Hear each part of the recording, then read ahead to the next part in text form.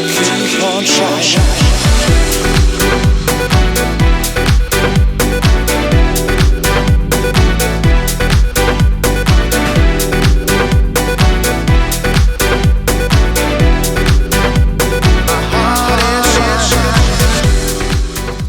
Johnny Fontana, half amazing TV, half amazing discussions. Today we're going to be talking about how to get gigs, right? I'm going to go ahead and set you up with some good information. I'm here at an undisclosed location, and I just dropped off my my CV, aka resume, aka DJ bio, along with 2 CDs, right?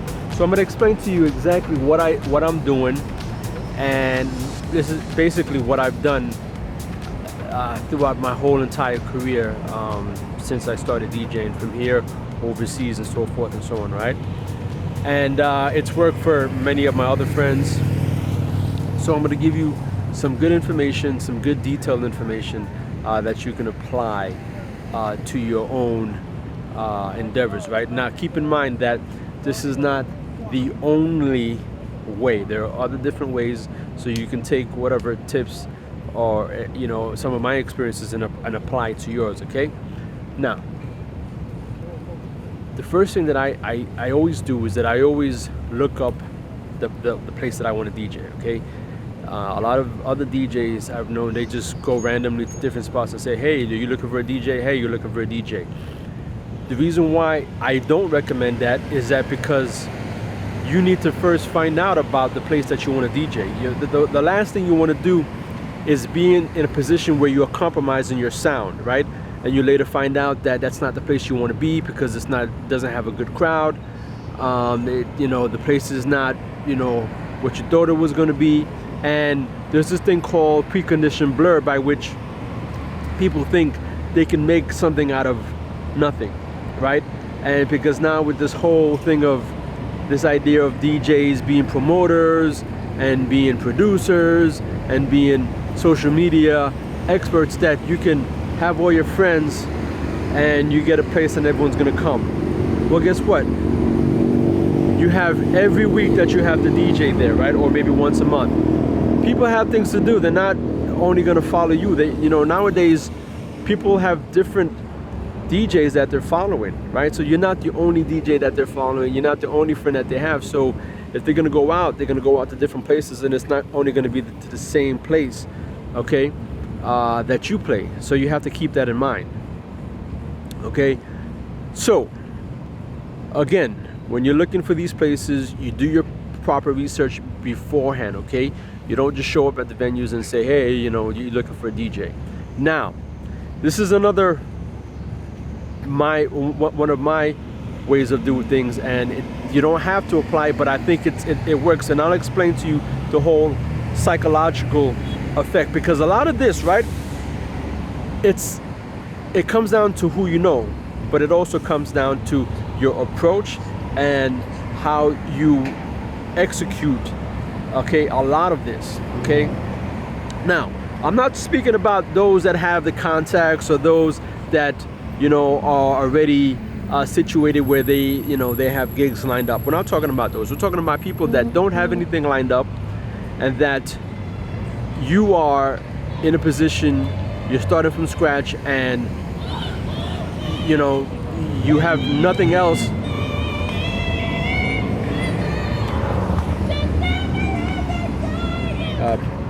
People having a good time, right? All right. So yeah, so we're not talking about people that have gigs lined up, because I know people are going to come on and say, oh well, no, that's not the way you do it, and that I've gotten gigs like this. Well, then guess what? If you've gotten gigs, then that's the way you've gotten gigs, and that's fine. But there's a lot of people that are going about it the wrong way. So you have to understand that there are different approaches for different people, all right, and different scenarios, different settings. So for me, like I said, approaching these venues, it's a psychological thing, and it's also in the approach, okay? It's in the presence. When I approach these venues, I already have an understanding and know-how of the place. So I'm coming in empty-handed, okay? The reason why I'm coming empty-handed is because I'm not there to sell myself. I'm there to establish some kind of relationship, right? So I go there, check out the place, and say, hey, listen, I'm such and such. I am inquiring about, if you would allow me to perform, one night, okay, of your choosing, and from there we can, discuss further on. Okay, so you're not asking for an actual a DJ residency, right? You're just asking for a one-time trial to see how you do. Okay, so now what does that do? It gives you an opportunity to not be so overbearing, not be what do you call that again? It gives you an opportunity to sort of not dwell on your losses. So for example, if this doesn't come through, at least you're not setting your hopes up so high. And also for them, it gives them an opportunity of not of committing, okay, long term for someone that may not pan out. So it's just a trial run, okay, just like any other business transaction. Listen, hey, you know what, I'll give you a trial run. If it works out, it works. It works. If it doesn't, no harm, no foul, which is the same approach that DJs should take when looking for gigs. Okay, remember, it's a personal thing, it's a psychological thing, and it's all in the execution. So go there and you say, listen, hey, you know what, I'd like to know if you guys are interested in having me perform, just for a couple of hours, and from there we can see how it turns out. Obviously you can clean it up, you can approach it in your own ways, in your own manner. Okay, I'm just giving you sort of a baseline of how to approach. Okay, but you can use your own words. Okay, so that's what I did last Friday. Okay, I went there and I told the manager, I spoke to the manager. Okay, shook his hand, said, hey, how you doing? I'm Johnny Fontana, or we'd say your name. Hey, yeah, I used to have a residency in DC. I'm no longer there. I was there for 1 year. I also had a residency in Miami for 5 years. And now I'd like to know, hey, would it be possible for me to do a trial, right? And she says, yeah, give me your information, whatever. I didn't give him anything except my phone number. But then I asked, I said, okay, when's a good time that I can come back and drop off my CV and my mixes? She says, come in Tuesday after 5 p.m. Cool. Now, after we had, the discussion, I didn't leave. What I did was that I spent some time speaking to the doorman, okay, which is very important, because the doorman is your secret guardian, because the doorman pretty much knows the place, knows exactly what's going on, and has, his or most of the time it's a he, the bouncer. He knows exactly what's going on and has his ear to the ground, okay, as far as, okay, does this place get crowded, what's the best nights, what's the audience like, what's the music like, and so forth, what are they trying to accomplish, have their nights been consistent, so these kind of questions you can't ask directly to the manager, right? Because it's an in and out, okay?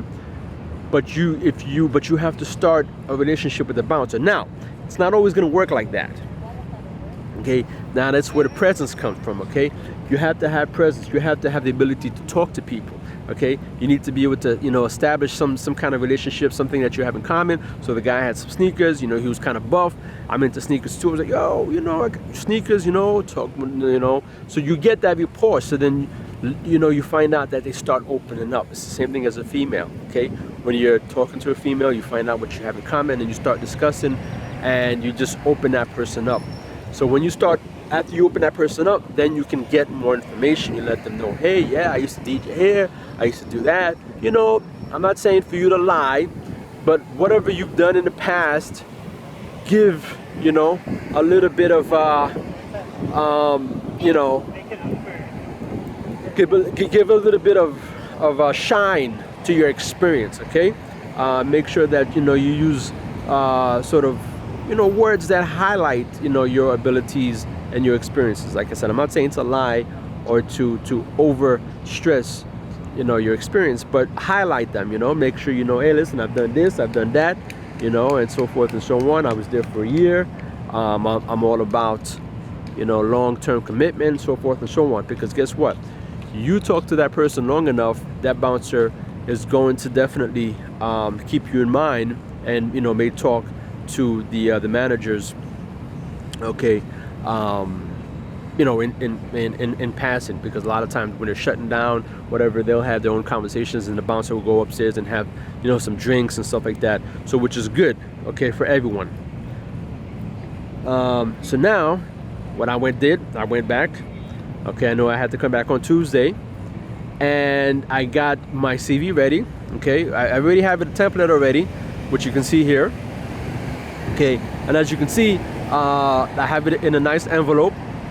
And it's not, it's basically, just something I put together, which highlights my experiences, what I bring to the table, and my contact information and my affiliations, okay? So in my CV, I have to now, because of my experiences and my exposures, I have to stress, okay, what I bring to the table, and it's just not DJing, okay? Because a lot of times people want to know, okay, what do you do besides DJing? Are you just here for a freaking paycheck? All right, people want to know that. Are you here just for a paycheck, or are you here, to actually help the venue, be successful going forward, okay? And then what can you bring, okay, besides bringing people and the music, all right?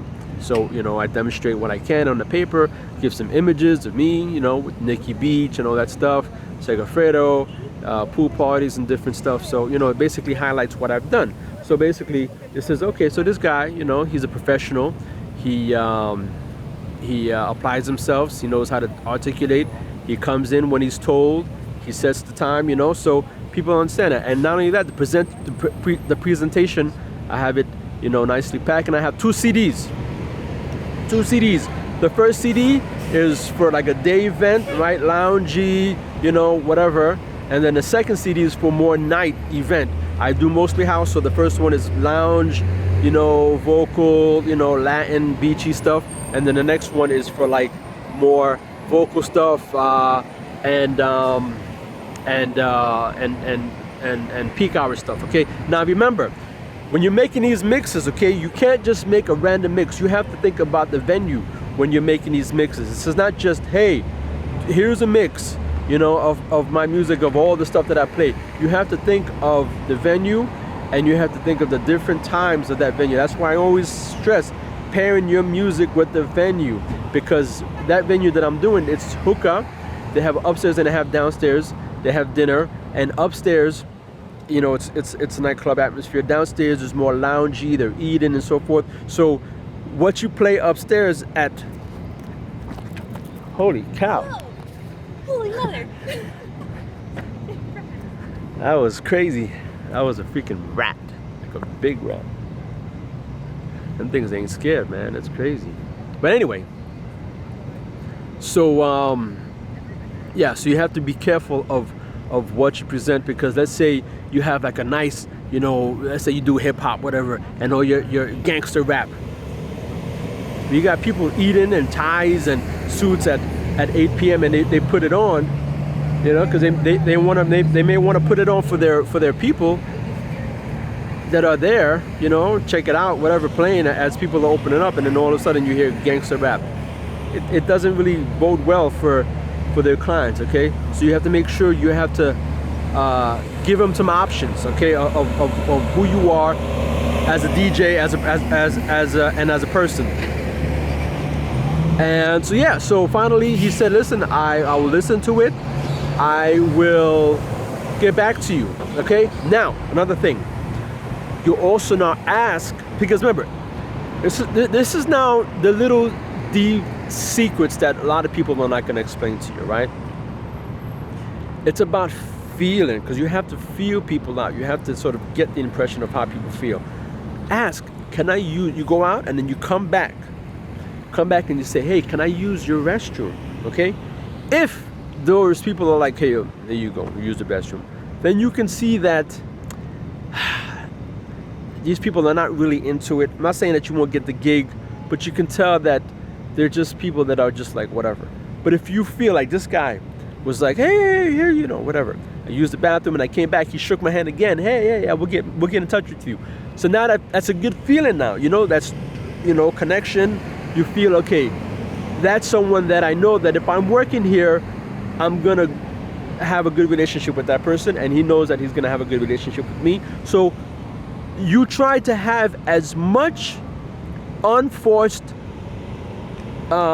communication and what do you call it again? Not approach. Unforced communication and contact. You want to have as much unforced contact and communication. That's unforced, meaning that I'm not sitting there asking them, hey, so when do you think you're gonna get back to me, or that's all forced. You're sitting around again and whatever. No, go back, come back again. Hey, can I use the bathroom? That's unforced because you need to use the bathroom. Now, what you might want to do if they don't call you back in 2 weeks, okay, I would give them 2 weeks. You go there, and then you have a couple drinks, you hang out, you patronize the place, and you just say, hey, I'm doing my thing, don't even say anything. If they don't approach you, wait maybe half hour, and then you can approach them and say, hey, listen, did you get a chance to check out my CD? Or if you feel that they're being shady and then he's not approaching you, don't even stress it. Because remember, again, feeling, you got to approach people. It's the same thing when you read in the crowd, or the crowd is feeling it. The crowd knows you feel them. You look at him, don't like sit there and stare at him. Just, what is he doing? If he sees you, whatever, just play cool. And if he's not approaching you, then just roll. But guess what? The secret is that's not your only venue. Same thing if you're with dating. Same thing with a job. Anything. You don't put all your eggs in one basket, and you're not looking for that one place only. Because if that person doesn't call you, you're gonna be like, oh man, I can't believe I didn't get that job, or I didn't get that DJ gig. Guess what? Not every gig is for you, and you're not gonna hit every home run. So, but the more that you put out, the more contact, the more you get better at it, and the more that you are able to perfect your approach and your execution. So what you do now is that if you don't get that gig, and even if you do, that same night, okay, every time you make contact, you go back home and you make notes. You say, okay, I was there.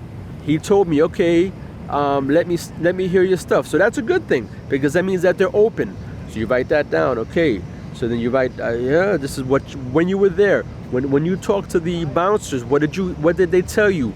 What information did you get? You spent some time there. The people that were coming in, what kind of people were coming in. You write all this stuff, because you're not going to remember this, because you have 5 or 6 other gigs that you're working on, right? So then you go back home, you put everything in, for every venue, put them together. Now, when you come back, after, let's say they give you the gig or you don't get the gig, whichever, it doesn't matter. In both scenarios, you come back and you annotate on your notes again. You say, okay, this is what I did right, this is what I didn't do, this is what I should have done, and you basically perfect your abilities and your execution. All right, that's what it's all about. It's all about getting better. And if you feel that, oh, you know what, maybe I didn't talk enough, or maybe I talked too much, or I sounded too eager, because guess what? There's a lot of DJs that are just too eager. When I used to work as a manager, or even as a DJ in Segafredo, DJs would come up to me and say, hey, here's a CD. I'd like to play one day. You know what I'm saying to you? So, last one thing. The reason why, I want to stress this, the reason why you want to come back again is because you want to create that unforced contact, okay? And because the first time, it's like you get to know that person, and he's busy, whatever.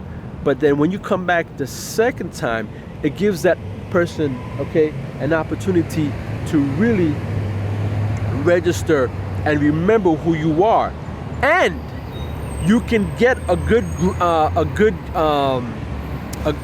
feel, because if he sees you again and he says, "Hey, how you doing?"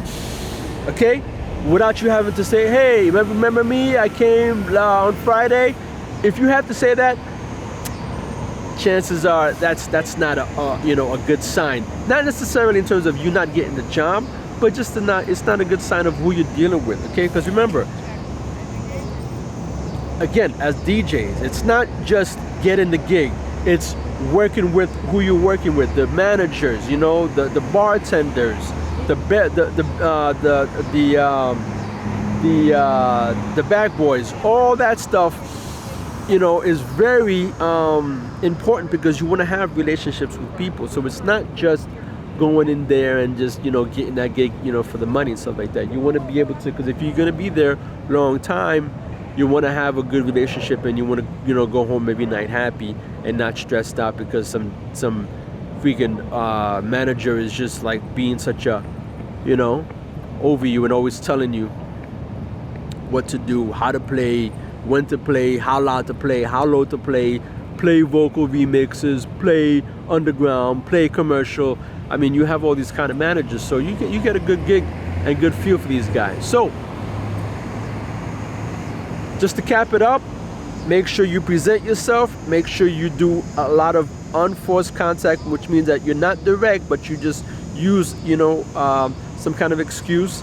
You talk to the bouncer, get a good feel for it. You keep everything short. You have everything professional. You don't go in there with your CV and your mixes there. Okay, I don't even suggest you have it in your car. Depends. I mean, you can have it, but I prefer not to, because of the fact that I feel more confident than me having to come back. Because if I have to come back, then now I'm establishing a relationship. Because a lot of people, "Hey, let me get your stuff right now." No. You wait. You know what I'm saying to you? Because remember, it's not you. You don't want to seem so desperate. You want them to say, "Okay, you know what? He's gonna come back." So when you come back, then now they have to wait for you. All right, rather than everything on their terms. So no. You wait. When's a good time that I can come back? Okay, fine. You come back. You have to negotiate. You have to let them know. That you are not someone that's gonna just be a pushover. That you're not just some easy DJ. That you are professional. That you have standards, and that you have meaning for yourself, right? So, and also, it's like having a condom in your wallet, right? You go out and you have a condom in your wallet, and then you come home and like, "Oh, I didn't have sex," and that condom is for waste. No, you don't keep the condom in your wallet. If you're gonna have something, there's 24-hour CVS now. Man, every time I freaking do a freaking thing outside, there's always an ambulance. Always a freaking ambulance, man. No lie. Anyway, I'm gonna cut it short, and that's basically what it is. All right, don't keep your CDs on you, because it just looks desperate, and you want to give an opportunity for people to know who you are. And that's just my personal opinion, okay? And it's always worked for me, but you may want to keep it, on you. But guess what? Once you give that CD that first time, guess what happens? If they don't call you back, there's no way you're gonna go back there anymore. So you have to give yourself a reason to go back. That's why you don't give them right there. So it's the same thing with the condom. You don't have sex right then and there, but guess what?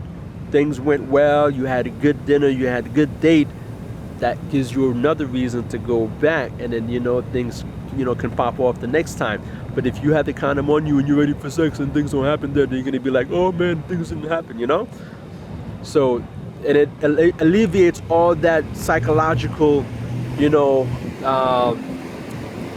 feelings of letdown and hurt and all that stuff, right? So anyway, I know I'm getting carried on, but that's my spiel for getting gigs, man.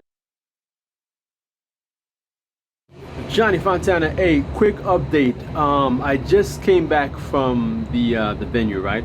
Remember how I told you that it's good to speak to the bouncer or someone that actually is away from management, but that has a good idea of what's happening.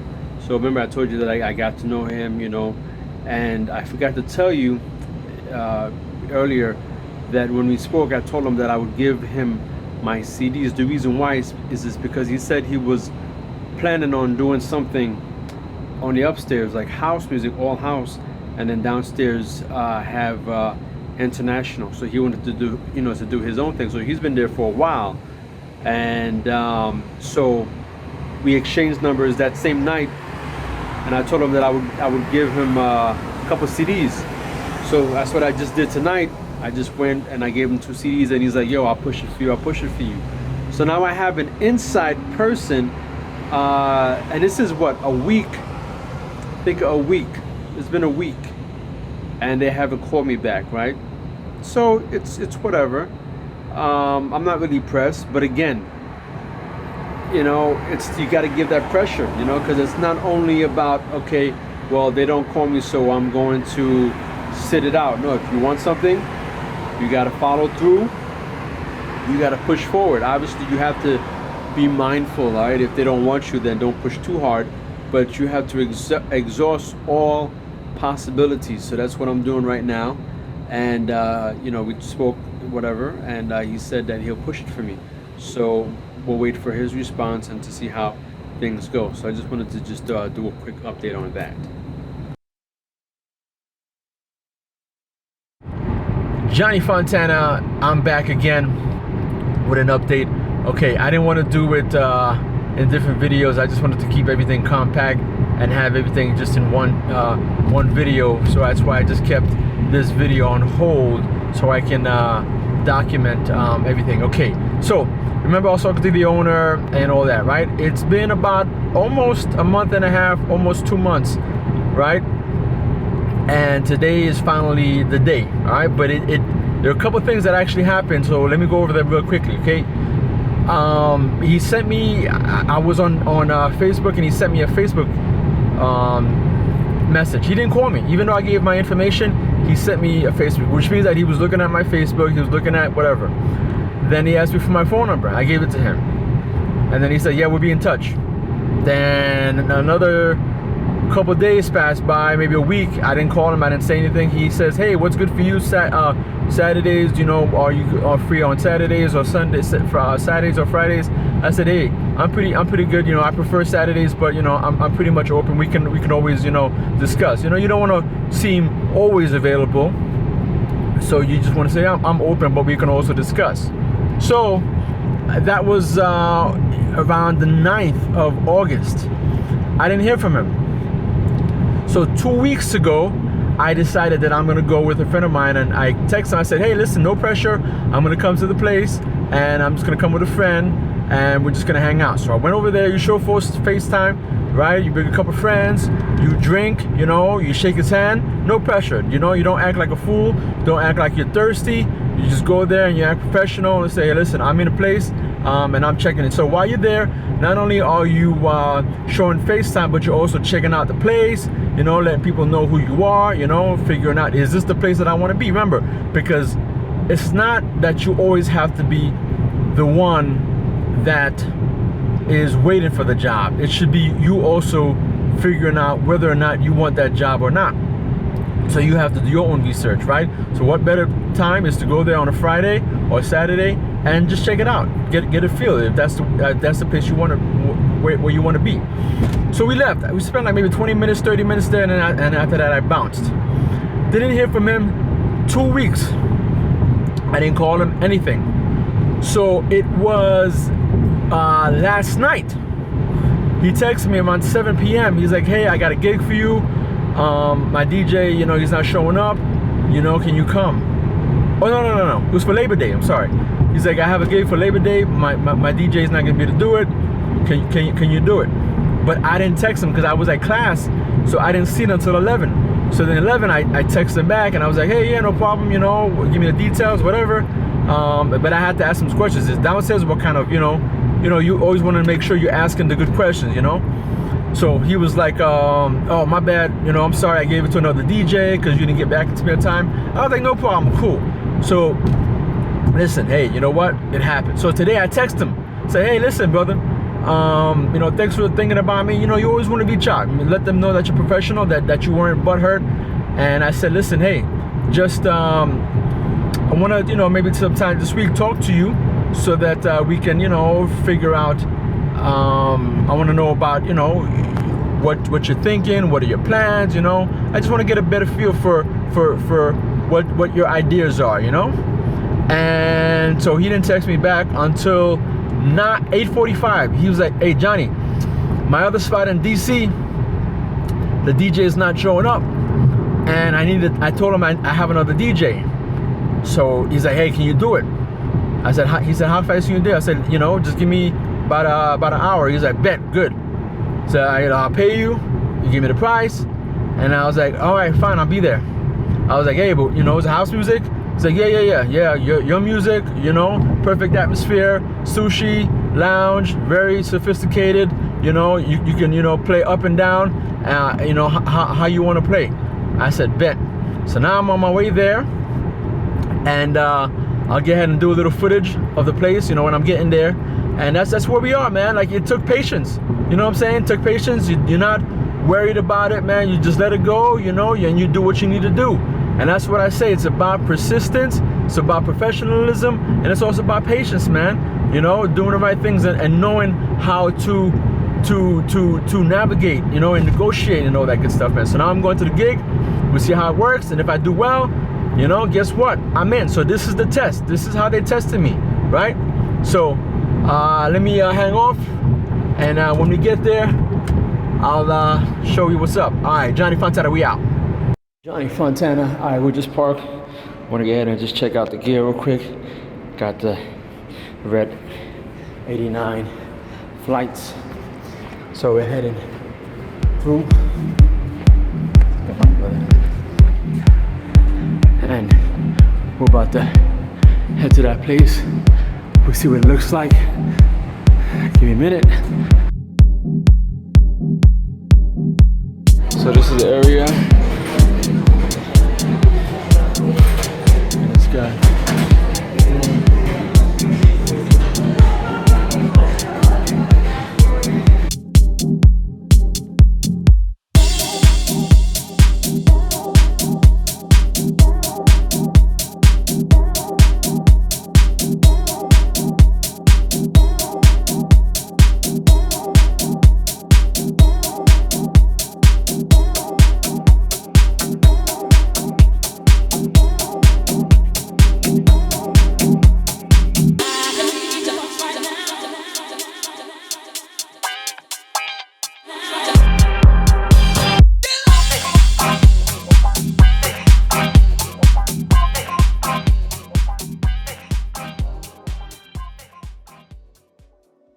Johnny Fontana.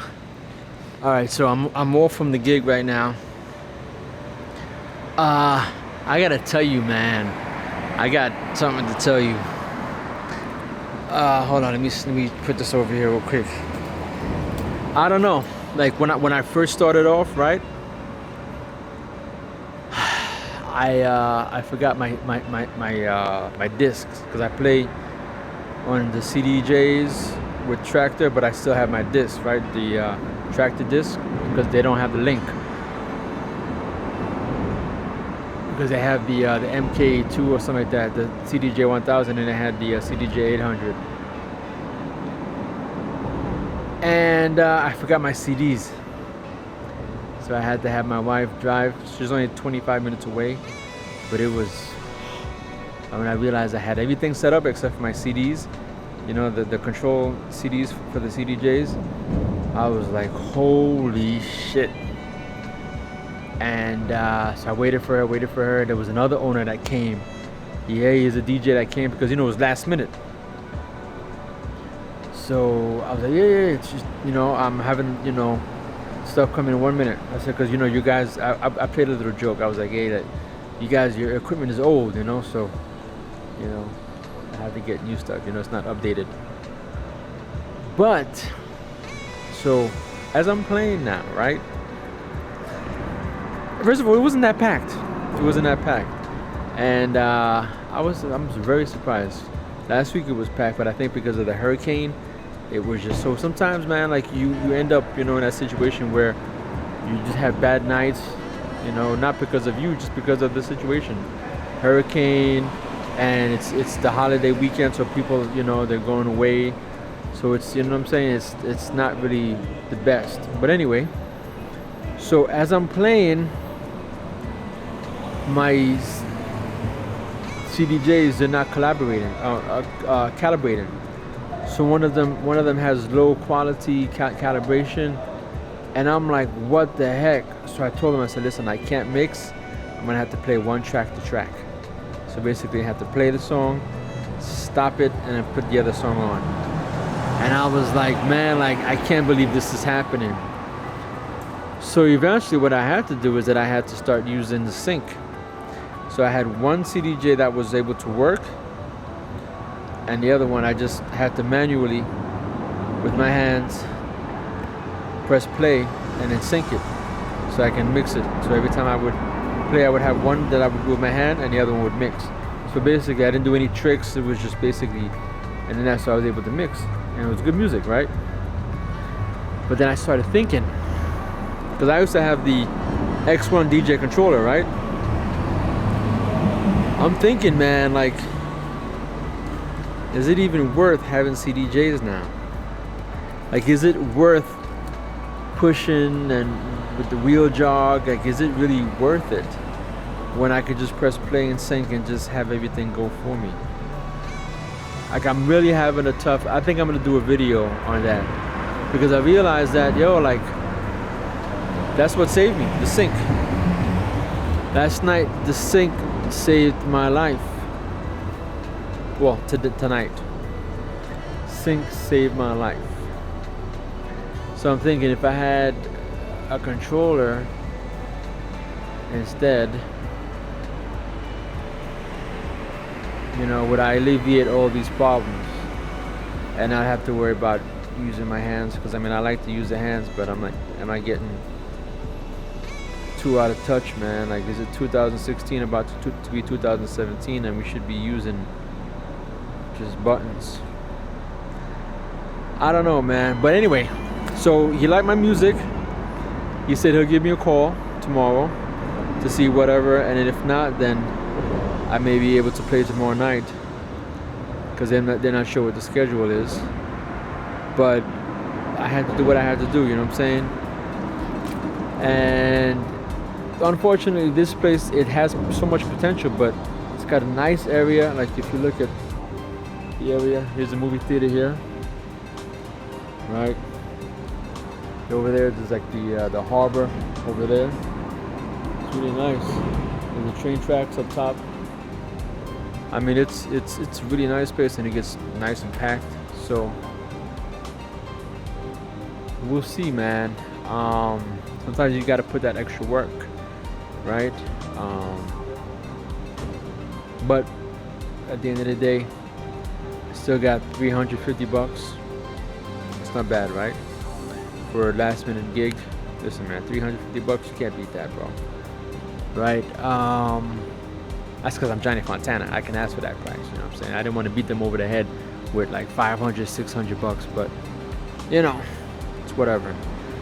But that's the true story, man. That's just the real life of a DJ, of a grinding DJ, man. And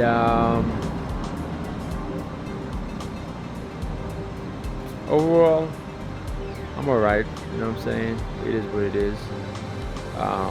This is truth, man. This is the real truth, gutter, how shit works, and like, there's no fluff, there's no, oh, fucking, this is how you work from the ground up, man. Like, that's why I did it.